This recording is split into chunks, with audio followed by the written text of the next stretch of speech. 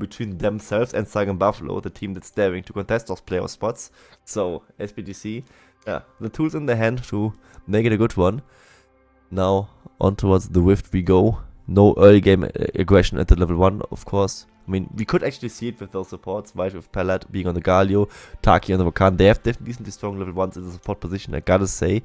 But, I mean, you don't really want to risk everything at this level 1 mark. Just don't go for flips that you can just easily lose just by being a bit unlucky and just having the wrong reaction time or something. So, not really something they are really going for.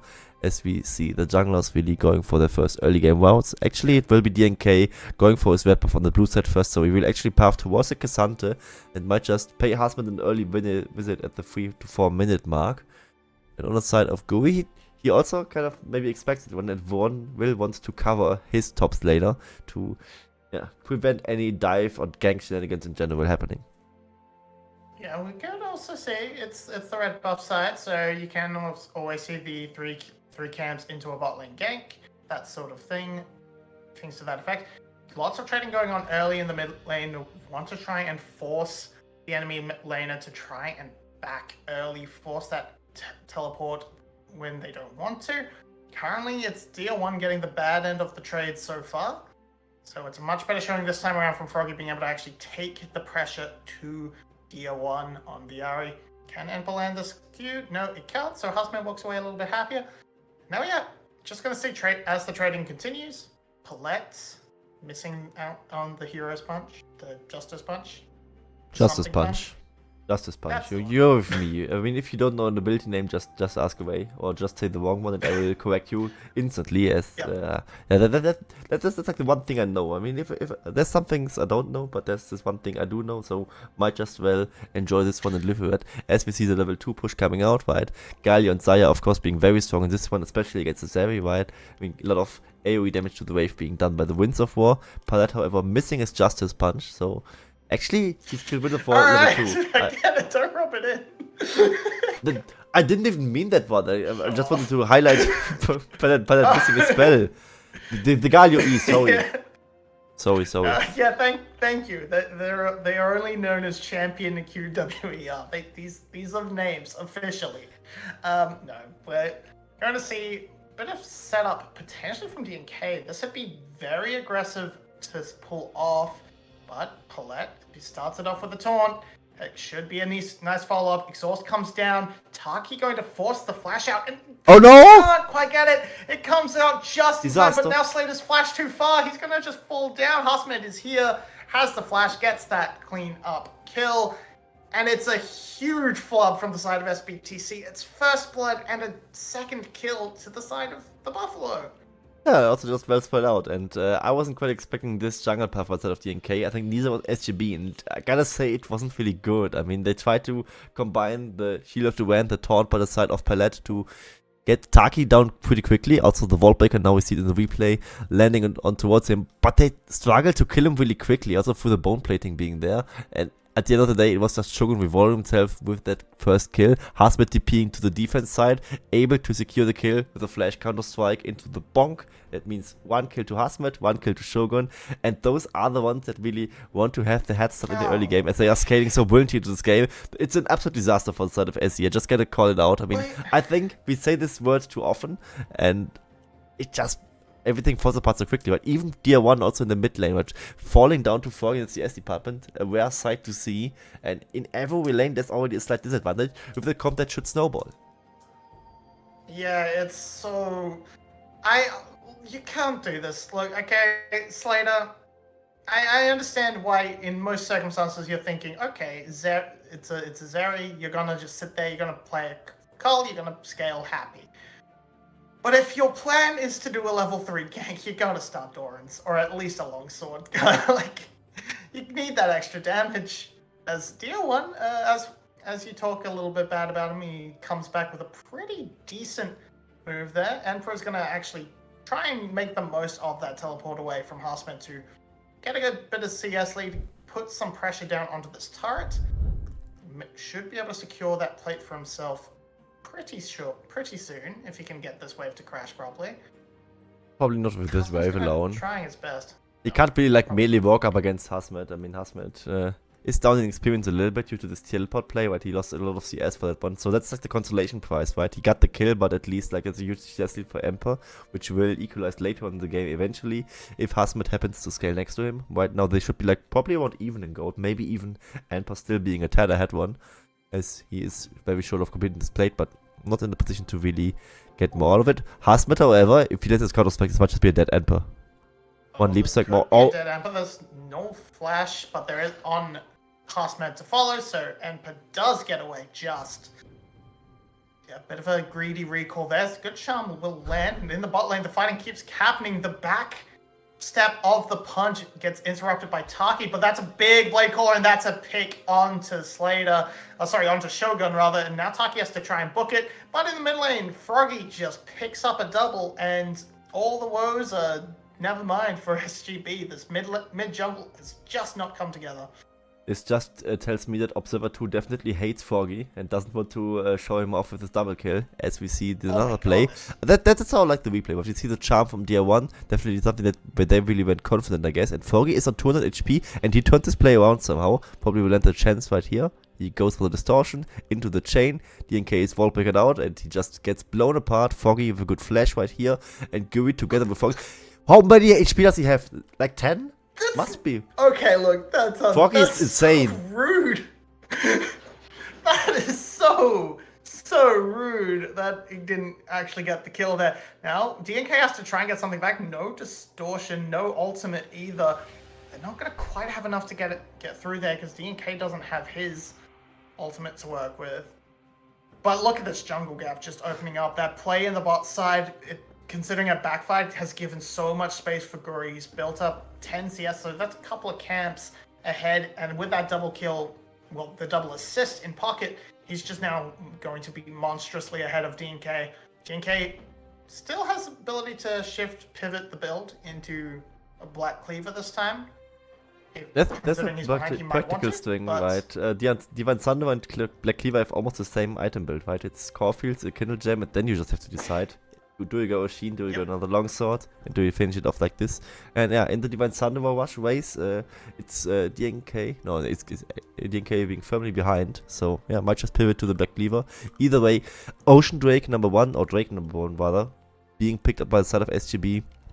Bot lane definitely being something that can now contest the priority a bit better, with Shogun getting some levels in.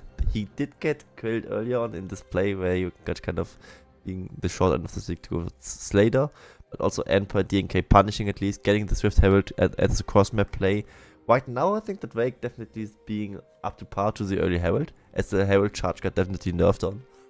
Either way, in the bigger picture, SE not really getting these big trades going on, but they aren't that far behind anymore, right? It's 700 gold, it's one Drake, they have this Herald charge that they can really use, and there's still playmaking potential to make use of this strong early game composition. Okay, D1 is going to be just fine. Pink Ward will spot out Guri, and we do, as you say, have to see how this Rift Herald is utilized. Put in the bot lane, maybe snowball Slater ahead to get that early Gale Force, try and get that carry rolling, who has been so consistent for the team in recent weeks and recent matches. Now, Husband's going to try and do something, but Emperor's playing it really safe. He's playing it very well, and Guri can't find the aim. He absolutely can't. And no Emperor here. Is he trying to freeze the wave? He actually isn't, right? No, he actually does. As he tries to deny as much as possible from Husband. I mean, we just earlier, right? Santa in the laning phase quite strong compared to the Jax. So definitely something that they can at least work with. And you are now down a little bit of gold against scaling composition, which ultimately, of course, seems kind of doomed. But you are still, like, on paper, like a stronger early game composition. So if there's like a fight happening like right now before these power spikes really kick in, I mean, just look at Shogun's item build, look at what Froggy has in the table, look at what Husband and Guri have. They don't even have mythics completed either way or anything like this, so you can still easily win those fights with all your playmaking potential. Though nothing is really gone on the bigger end on the side of SBTC, especially in the volatile league like VCS, where teams go for fights they maybe even shouldn't want to go for. But Husband not letting the counter strike, this might just be a dead Emperor yet again. Or what? No, Emperor can't quite get the all-out across the wall, so Guri will end up taking him down a little bit further. You saw the play. If he pulled someone across the wall, that probably is an outplay for Emperor. Tragedy. tragic it doesn't shorts it a little bit. And it's a Oh, good the pickup for misery. the side of SGB. Either way, Foggy now Everybody in. wants to be there. Yeah, now Tier 1 and Foggy landing some blows next to each other. Foggy actually landing the chain. This could be more. Either way, DNK and Taki also having a little bit of a ball, but nobody really dropping the HP bar because it's a fight against the Vulcan. Not really anything happening over there. As now we see the first mythic completed, and it's actually Iceborne Gauntlet for Emperor. Very cheap tank item and definitely very strong on the Cassante. He got the quick recall, forced out of Guri and Hasped early on. Hasped actually getting the assist and Guri getting 1 kill. So the kills are very evenly distributed on the SGB side. I think they very much enjoy this one. Yeah, Shogun stepping forward onto Slater, forcing them back. I'm interested in looking at the mid lane, seeing Dia basically try and match Froggy on these CDR boosts, trying to, I guess, match the wave clear and push as much as possible. Instead of going for something a bit safer on the Merc treads, I think against LeBlanc, because LeBlanc is absolutely ridiculous right now. You kind of want the extra defense, you kind of want the ability to get out of chains perhaps a little bit earlier. But it's not going to be the case. Going to try and play for safety. Enpa will grab another plate. He's doing very alright for himself in this top lane. He's been ganked a little bit by Guri. I gotta say, he got Cosmet ganked twice. Has stolen something back. Yeah, got ganked twice, only down 1 kill. I had more than 20 CS plus plates, and I mean, of course, there was his TP play by Hasmet. Overall, still like very dominant Cassandra performance so far by Emperor. Can't really complain in that direction. As we see the Rift Herald charge being done to the bot lane, will be 2 plates, maybe a bit more even, with the combination being really there. But yeah, we'll just drop the turret down to half HP.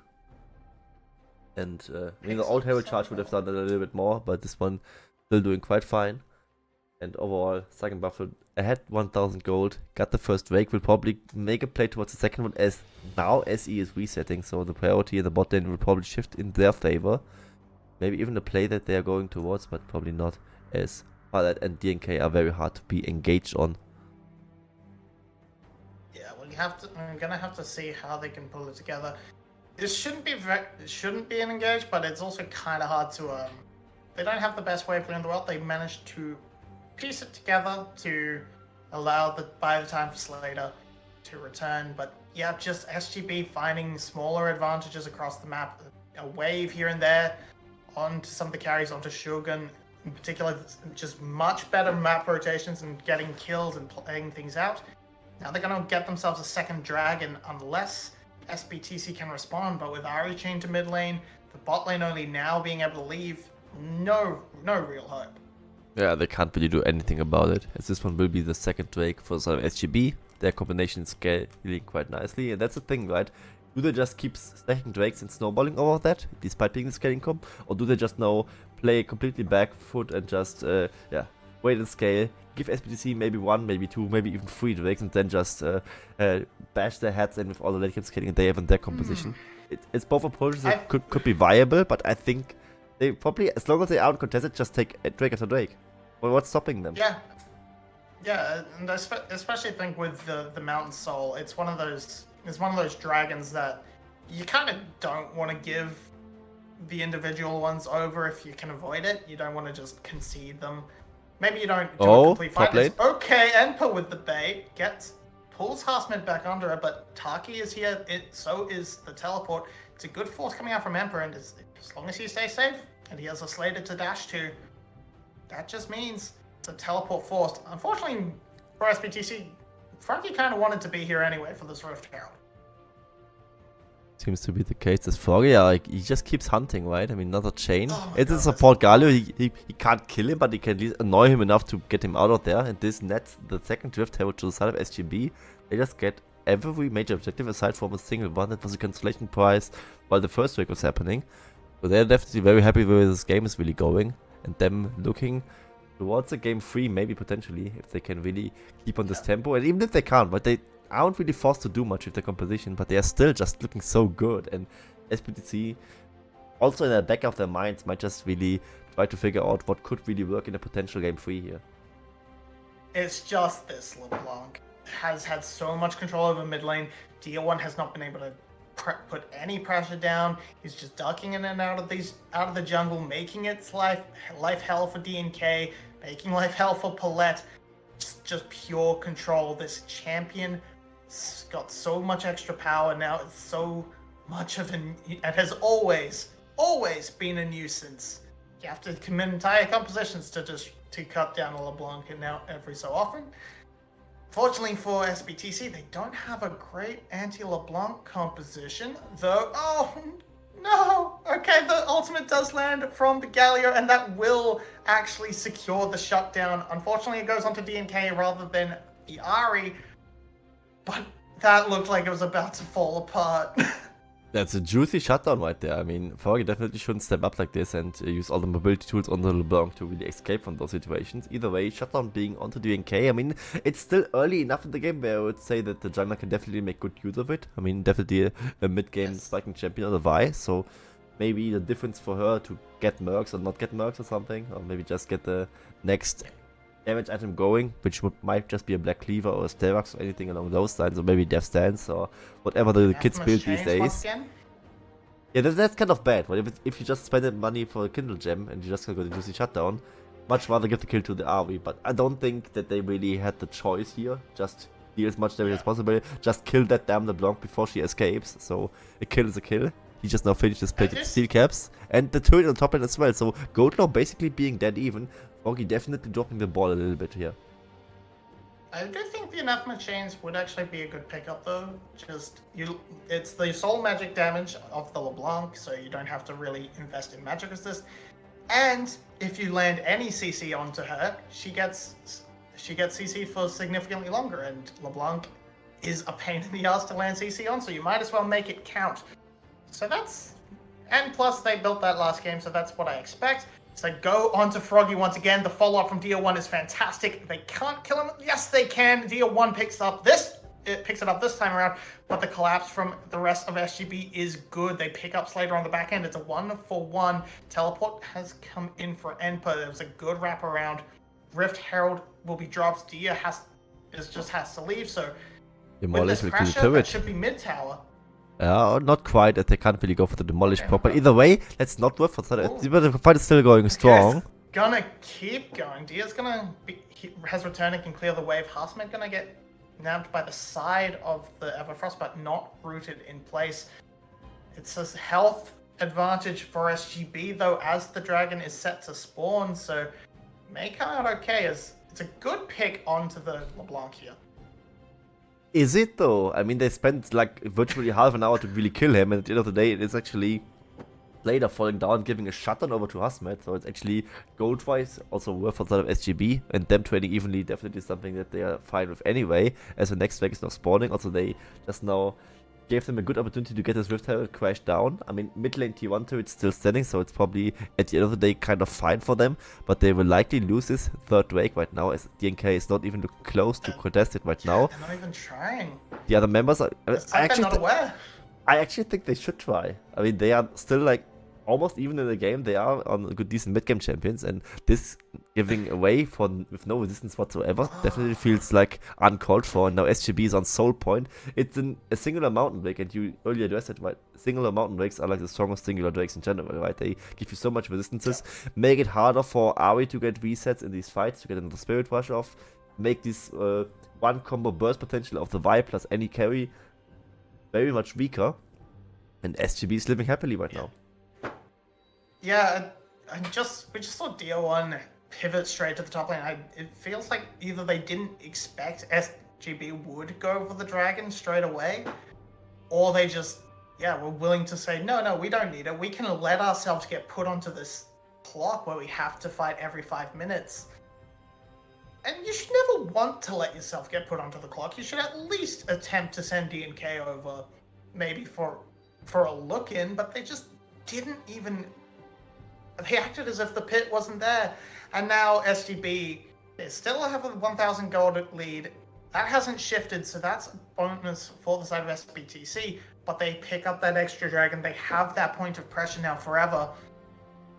And Buffalo are just kind of fully in control of the map, always making the proactive plays, always being the ones to call the decisions. And SBTC are just looking a little bit lost and behind. Yeah, and they aren't even that behind, but it feels like they're like 5,000 gold down, but it's like 1000 between those two teams at 20 minutes, which is like pretty whatever. And they just feel like they are so far down, not really feeling any confidence, not having very good vision control, while they still actually should be in a position to at least contest these ones. I mean, this break just now kind of speaks volume, as they weren't even aware and were just respecting SGB maybe tad too much, maybe even a bit fearing too much there. As the next break would spawn in 3 minutes, Baron just now having spawned as we hit the 20-minute mark. So that's at least theoretically an option for any of those teams to at least just maybe start it off and look at what the reaction from the other team really would be. But of course, with those compositions, can't really rush down the Baron very well. I mean, the Zeri is kind of decent with that one, but it's not like they have Kai'Sa, Cassiopeia, or any champion like this that can easily melt these ones. No Viego also on any team. So Baron probably not a topic for right now, just the vision around it being something that's a theoretical setback. And now Hasmet looking at him in the side lane. He now recalled finishes Black Cleaver and will start to maybe dominate this Xanta matchup right now, as he kind of went through the tough part of the matchup, which is the first few levels and the first 2 items. Yeah, with the Black Cleaver now in hand, Emperor kind of has to be a little bit more careful if he pushes out too far, but if he's just playing catch the wave, he should be pretty fine. Has enough wave clear to make it a bit harder for Hasmet to actually punch a tower down around him. Top lane turret will fall with no one around. Actually, no, I think Froggy might have catched the local gold with the extended range. But, so that's a bit more gold to the pockets of SGB. It's a catch onto Rakan. That's a freebie over to D1. Yeah, absolutely is. And this shouldn't happen, really. This just shows SGB also on their side by looking like a very controlled, composed team. Also has their jitters. This shouldn't really happen. Now, SC is on the Baron. I think that's a bit overzealous on their side. I mean, they can at least start and watch the reaction, right? And Hasmet and Enper. Enper's in the all-out. I think Enper could still win this one. He's also on 2 items at least. I mean, remember he just now finished Thornmail, so the healing would be denied to some extent. But SE can't finish this Baron. You have to pull away. I think that they also knew it before. It was just like, if they do nothing about it, we just get Baron. If they do something about it, we just pull off and we lose a bit of time, a bit of HP bars. Still not the end of the world. Galatato, it might be as they lose mid lane tier 1 to it for that one. It was low before it. Now it's so low that it's 0 HP. It's gone. And it's the most important to it, considering your overall map control. Couldn't quite. They almost had a LeBlanc pick, but it didn't quite come together. And it's just, once again, SGB knew that SBTC couldn't actually finish it, so they only sent Guri and Froggy. Those were the only 2 necessary to scare them off because of the combo potential. And then Shogun just preps the mid wave, takes that tower down, and more and more pressure to the side of SGB. Shogun just wandering from tower to tower. He's pretending he's Caitlyn. And now with that, that's going to be actually a good pick on a Froggy. I was about to say, he has a Banshee's Veil. He's going to be a lot harder to pick. They just kill him. They got to get a tower as well, and this should be a good setup to take that dragon away and stop the snowball. Husman's caught. Now he's going to go for a huge counter strike, and now Zeri's going to tear up the backline. The Cyclone combo. No, they stepped too far. They thought they had a Jax, but they grouped up and let him blow them up. Okay, game's over. SGB just wins. Yeah. They just forgot one thing, that Shogun is indeed lightning, so he can easily clean up this fight. But very good quickness engage coming through from Taki. I think we will see the replay in a bit, but they just instantly opt for the Baron. Actually, I think they go for Baron and Soul at the same time. Go for both sides of the map. Yeah, Hasmet is following the Soul. I mean, if you can do it, why not? I mean, only Emperor would be alive on the other side, that he can't just stop anyone. I think it's kind of greedy to two-man the Baron in general, but I mean, in this situation, why would you really not do it? If they now get Soul, it's Mountain Soul, they get the Baron as well, and yeah, I mean, they were already scaling brilliantly into it. They are 4k gold up, and there's really no win on the whole map for the side of SBTC, and this kind of sad because it started with this, right? The pick about to Froggy, getting the Banshee's Veil, immediately following up with the season to this, getting the kill for Slater even, getting this turret, and now it's the Overforce. They just now stick around for quite too long. Charm to Husband. I also thought this was like a good fight for them, but here, Cyclone, quickness, Shogun is lightning, and he can just clean up this fight with absolute ease. The ultimates already being blown by SBTC means that they can't really fight back, and yeah, with that, SGB steamrolled this fight. Yeah, that's the situation where you're wishing the charm had missed from DO1, and so you're like, oh, okay, we missed the charm, quickly leave. Do not let Hasmed get the re-engage. But yeah, they can't kill Hasmed. They were pushed too far forward. And he just, they turned it around. And now SGB has Mount Salt, they have Baron, and it's only 25 minutes into the game. I guess you're probably thinking, at least if you're SBTC, you're looking for your silver lining. They probably can't end before there's a potential for an Elder Flip. And if you can win that Elder Flip, maybe you can win the game. But if you even get an Elder Flip, right?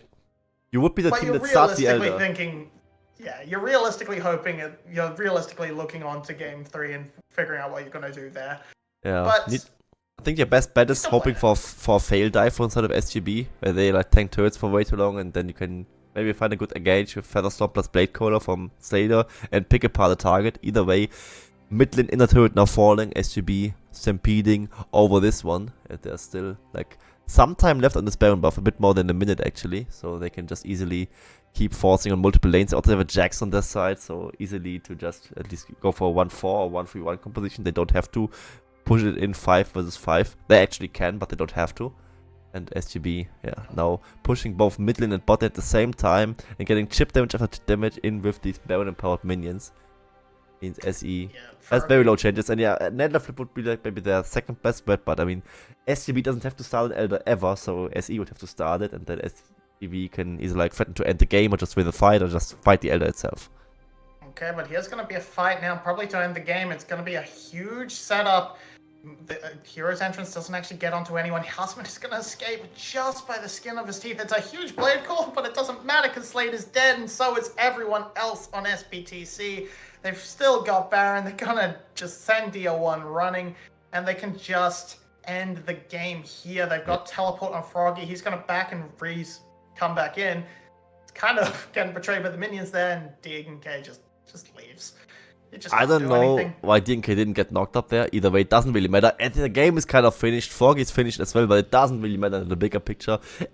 Saigon Buffalo equalizing the score at 1-1 with this one, and absolutely stellar from draft to finish. Very good gameplay. The first dive already a disaster for SBTC, and they never fully recovered from there.